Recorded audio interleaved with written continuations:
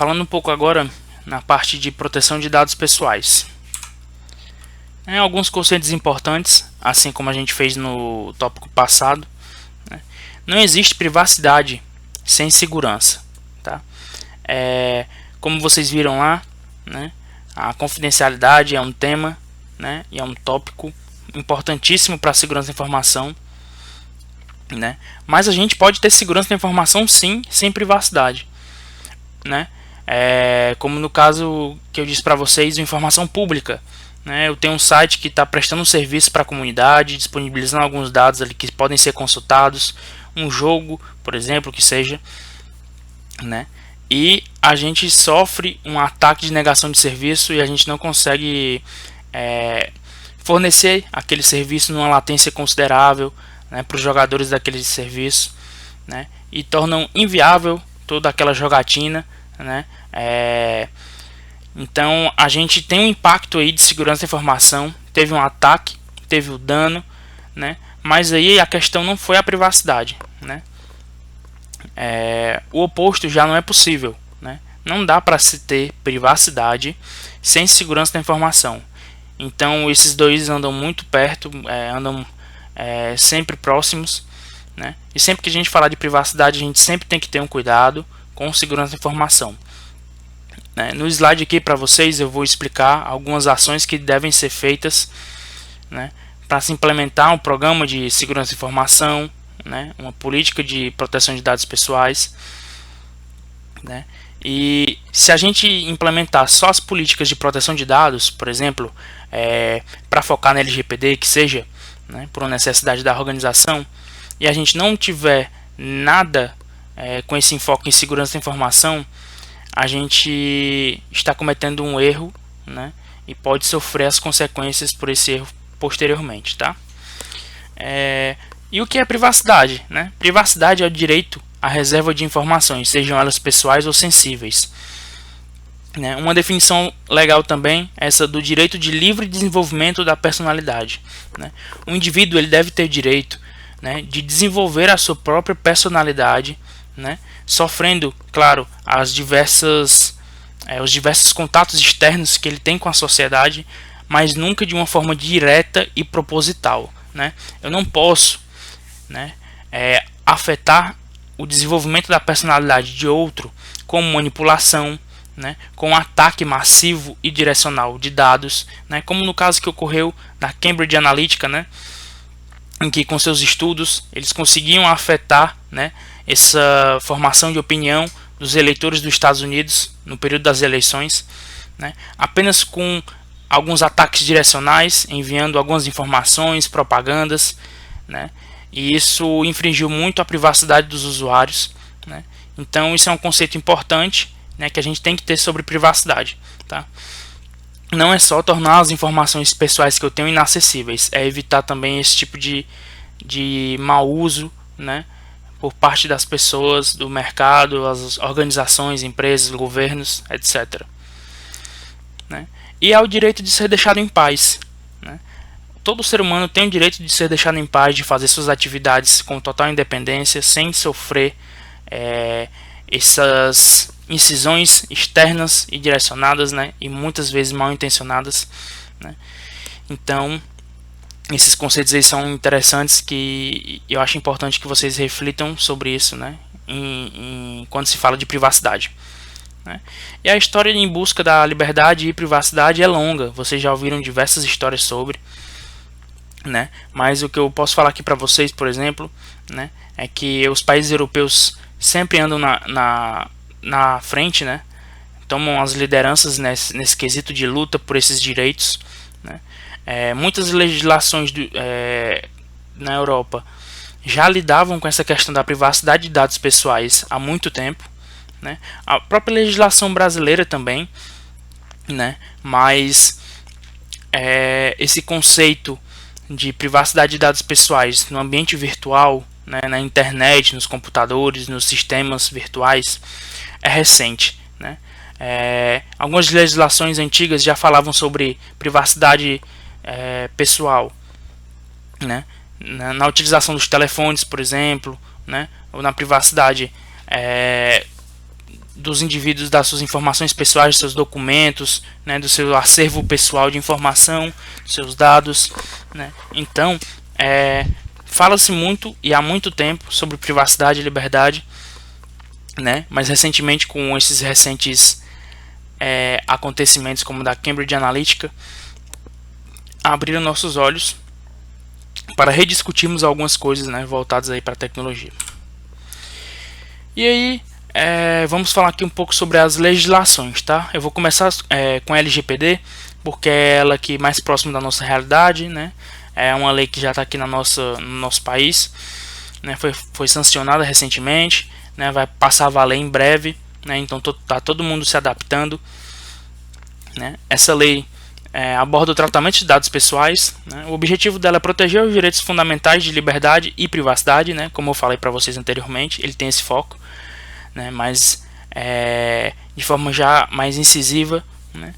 Já tem legislações que proíbem, por exemplo, que se divulgue, né, informações incertas, imprecisas, incorretas sobre um indivíduo, né? A calúnia, a famosa calúnia. Mas essa legislação da LGPD, ela foi mais incisiva, né, nesse enfoque, né, dos dados pessoais e da privacidade, né, e da liberdade de pessoa natural ou jurídica, né, do indivíduo, como se a gente parte também, né, para falar um pouco sobre os titulares dos dados, né, dar um enfoque maior neles, né, nas pessoas que detêm essas informações, que são donas dessas informações, né. E a gente também fala um pouco sobre os agentes de tratamento de dados, né, que eu vou falar um pouco com vocês nos próximos slides, né. Define as suas penalidades, define o órgão fiscalizador, né, que é a ANPD, né. Então ela tem esse enfoque. A lei geral, ela está funcionando de uma forma semelhante ao Código do Consumidor, né. É um pouco estranho vocês ouvirem isso, né, mas a história é bem semelhante, né. Houve um tempo em que as empresas não tinham, né, uma legislação tão focada nesse quesito, né, que algumas ações injustas por parte dessas empresas eram realizadas, né, como não aceitar a devolução de produtos, né, como realizar uma série de ações que não eram interessantes para o consumidor, né, não eram prejudiciais para o consumidor, né? E quando o Código do Consumidor veio, ele foi de forma direcionada definir, né, como as empresas devem se comportar, né, o que deve ser aceito e o que não deve ser aceito, né, como essas empresas serão punidas caso elas descumpram essa legislação, né? Por mais que, né, já existam leis que evitam roubo, fraude, né? Por mais que existam essas leis, o Código do Consumidor veio com uma forma mais direta e direcionada, né, e resolveu muitos problemas dos nossos cidadãos brasileiros, né, quando chegou, e a gente espera que a LGPD também sane. Aqui nesse mapa vocês conseguem ver os países que já implementaram, né, ou estão no processo de implementação da sua legislação, né, referente à proteção de dados pessoais, tá? Ali embaixo no círculo vocês conseguem ter uma legenda, né, que se baseia em cor, né, sobre o nível de robustez da legislação, né, com esse enfoque de proteção de dados pessoais e privacidade dos usuários, né. Robusta, né, em heavy ali, pesada, são as legislações mais próximas ali da GDPR, né, em que elas são bem duras com as organizações que infringem essas legislações e garantem direitos vastos aos usuários, né, aos titulares dos dados, né. Em laranja ali tem os países com as legislações mais robustas, né, mas não tão pesadas, né. Em amarelo tem as moderadas, em verde tem as limitadas, né, que são leis brandas, que não punem tanto as organizações, que contêm furos, né. O Brasil tá ali categorizado nesse site como moderado, né, mas eu acredito que o nível está aceitável, né, e está semelhante ao do GDPR, né? E uma coisa interessante dessa legislação, né, da GDPR, LGPD e as demais, né, é que a GDPR iniciou todo esse trabalho, né, criando a sua legislação antes de todas aí, né, e no seu corpo de texto ela define que, né, os dados pessoais de cidadãos da União Europeia, né, de empresas da União Europeia, né, que circulam em outros países, né, só podem ser realizadas, né, essa transferência internacional, né, para países que detêm uma legislação a nível aceitável e semelhante à GDPR, né? Isso iniciou uma corrida ao redor do mundo em que várias empresas criaram suas legislações, e aí vocês conseguem ver nesse mapa colorido, né, quais ações foram tomadas ao redor do mundo. Os principais pontos da LGPD, né, são os princípios, né, que ela define. Tem diversos princípios, eu recomendo que vocês deem uma lida com calma. Mas os principais aqui que eu vou falar com vocês, e que é o que a maioria conversa sobre, né, os mais famosos, né, são da finalidade, né, em que eu só posso tratar o dado pessoal de um usuário com a finalidade bem definida, né. O princípio da precisão, os dados devem ser precisos, né, não devem conter erros, não devem denegrir, né, o titular daquele dado erroneamente, né. Essa relação de tratamento de dados deve ser realizada da melhor forma possível e com maior transparência, né. E por fim, os princípios de segurança, né. Como eu tinha dito, não existe privacidade sem segurança da informação. Então a organização também tem que ter esse enfoque e preocupação, né, em implementar as medidas de segurança, né, dessas informações pessoais e sensíveis, tá?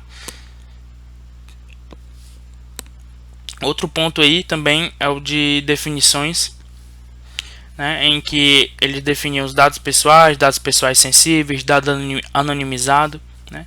Dado pessoal é aquele dado que consegue identificar a pessoa natural, jurídica, né, por exemplo, nome, CPF, RG, né.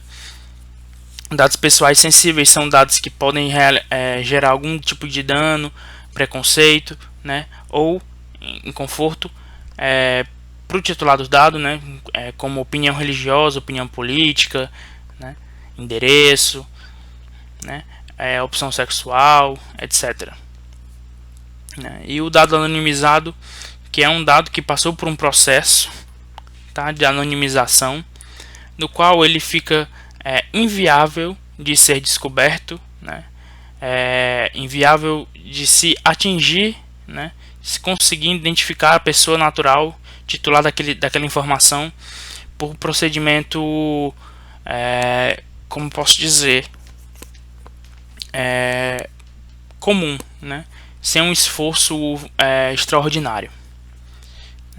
E os responsáveis, né, o controlador, o operador, o encarregado, tá?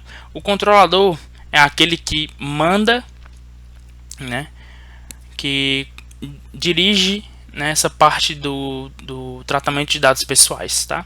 O operador é aquele que realiza o tratamento de dados pessoais, né, a mando do controlador. Uma instituição, ela pode ser ao mesmo tempo controlador, operador, né, pode ter seu encarregado, tudo ao mesmo tempo, tá? Mas existem casos em que o controlador vai ser uma instituição, o operador vai ser outra. Um exemplo é uma empresa que precisa enviar dados para serem processados por uma consultoria financeira, consultoria jurídica, por exemplo. Então o controlador vai ser a empresa solicitante, tá? E aquela ali que está prestando o serviço de consultoria vai ser o operador, porque é ela que vai realizar aquele tratamento de dados pessoais, que vai mexer com aqueles dados pessoais, né? Temos o papel do encarregado, que ele é uma ponte, né, entre a ANPD, que é a Agência Nacional de Proteção de Dados, que eu vou falar já já, né, e a organização, né, o controlador, o operador. Então ele conversa com essas duas instituições, ele fornece informações, né, de investigação para a NPD quando solicitado, ele auxilia o controlador e o operador, né, nesse procedimento de tratamento de dados para que tudo esteja de acordo com a lei, né, então ele é um papel fundamental. Esse é um cargo que também tem crescido as atenções no mercado, né? Remuneração bem interessante, né? Então é um cargo a se ficar de olho, né? Para a galera entusiasta de segurança de informação, tem muito cargo surgindo para ser encarregado, né? E muitos vão surgir quando a LGPD começar a valer de verdade, as multas começarem a serem, as empresas começarem a serem penalizadas com as multas, né? Então o cargo ia se olhar e ter cuidado. E as penalidades, né, por fim. Como eu tinha dito, cargos aí da LGPD, o controlador, o operador, né, o encarregado e a Agência Nacional de Proteção de Dados aí. E as penalidades, né? Na LGPD, ele cita algumas ações que a NPD pode realizar em caso de descumprimento da lei geral, né? Inicialmente pode-se ter uma multa simples, né, com advertência. Isso pode passar por uma multa diária, né, em caso de não cumprimento, né? Publicização da infração, bloqueio de dados pessoais, eliminação dos dados pessoais, suspensão do banco de dados, suspensão do exercício do tratamento de dados, proibição do exercício de atividades relacionadas ao tratamento de dados. Então vocês veem que as ações podem escalar, né? Uma empresa pode sofrer só uma advertência e conforme ela não for descumprindo, sofrer penas maiores, mas também uma empresa pode ser penalizada, né? Com a suspensão do exercício do tratamento de dados logo de cara, né? Tudo isso depende da gravidade do incidente e de como ela se portou até então. Se ela implementou alguma mudança, se ela, antes de cometer o incidente, se preocupou, né, com a proteção dos dados pessoais dos seus usuários e clientes.